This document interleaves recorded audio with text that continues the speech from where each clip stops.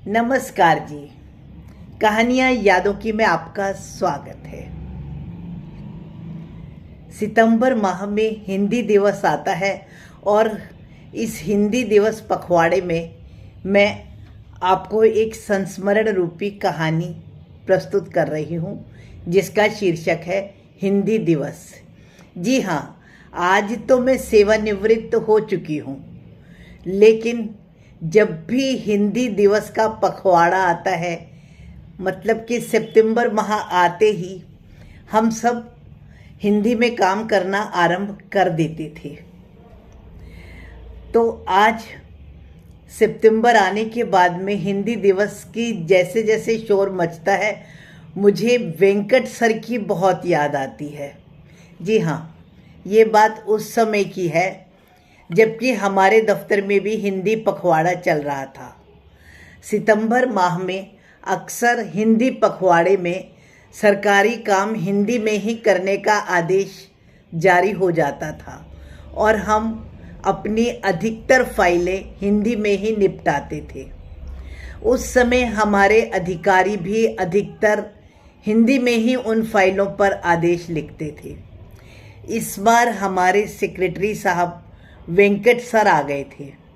वह कर्नाटका के थे और वेंकट सर तुरंत फाइलें निकालने के लिए बेहद प्रसिद्ध थे।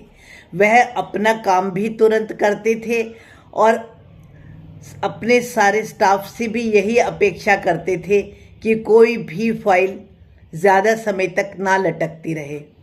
उस बार जब हिंदी पखवाड़ा आया और हम सब ने हिंदी में कार्य करना आरंभ करा, तो हम सब आपस में बातें कर कर हंस भी रहे थे कि अब के हमने तो सारी फाइलों में सारे बड़े बड़े नोट्स हिंदी में ही लिखे हैं। साहब ये सारी नोटिंग अपने पीए से ही पढ़वाएंगे।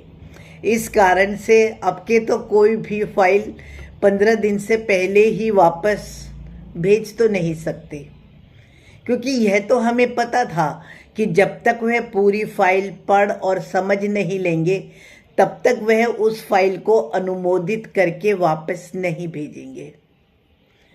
हम सब ने जल्दी जल्दी हिंदी में नोटिंग करके अपनी सारी फाइलें वेंकट सर की मेज पर भिजवा दी, जैसे कि सब हमेशा ही करते थे। भले ही वह देर तक बैठे, लेकिन अक्सर फाइल दूसरे या तीसरे दिन तक अधिकतम हमारे पास वापस भेज देते थे।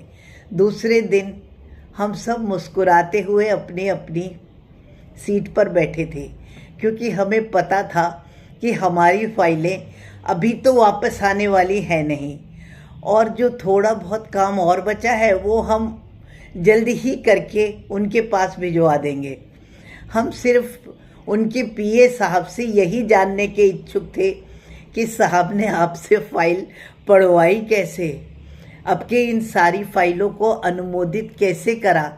हम सिर्फ उन पलों का आनंद उठाना चाहते थे जबकि हम खुद को हिंदी लिखने के कारण साहब से ज़्यादा होशियार महसूस कर रहे थे। लेकिन श्रोतागण, लेकिन हमारी सारी चालाकी, हमारी सारी होशियारी बेअसर हो गई, जबकि हमने देखा हमेशा के जैसे हमारी सारी फाइलें दोपहर तक हमारे पास अनुमोदित होकर वापस आ गई थी।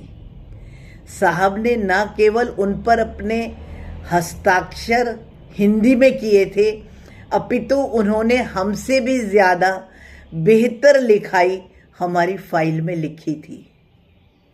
और केवल इतना ही नहीं, अपितु लेखन में किसी ने, जिसने भी थोड़ी बहुत जो त्रुटियां भी की थी, वेंकट साहब ने उनको इंगित करते हुए सुधार भी कर दिया था। 14 सितंबर को हिंदी दिवस पर उन्होंने हम सबकी मीटिंग बुलाते हुए कहा, मुझे बहुत खुशी है कि आप सबको हिंदी का बहुत अच्छा ज्ञान है। मैंने भी कर्नाटक में हिंदी सीखी है और मुझे हिंदी पढ़ने और लिखने में तो बहुत आनंद आता है। मैं ये चाहूँगा कि आप हिंदी भाषा में लिखना केवल इस पखवाड़े तक सीमित ना करके अपनी यही आदत भी बना लें। ऐसा करते हुए आप सबको महसूस होगा कि आप सबने अंग्रेजी की गुलामी की जंजीरें तोड़ दी हैं और आप अपने संस्कृति और संस्कार को वापस पा रहे हैं।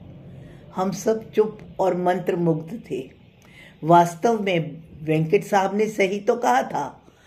उसके बाद हमारे विभाग के अधिकतर लोगों ने फाइलों पर नोट हिंदी में ही लिखने शुरू कर दिए थे और उसके बाद हमारे विभाग को ही सर्वाधिक हिंदी का प्रयोग करने के लिए इनाम भी मिला था। जी हाँ, हिंदी हमारी मातृभाषा है, हमारा गर्व है। हमको हिंदी बोलने और हिंदी लिखने में कभी भी संकोच नहीं करना चाहिए। आपका इस बारे में क्या ख्याल है? कृपया कमेंट्स द्वारा सूचित करें। नमस्कार जी।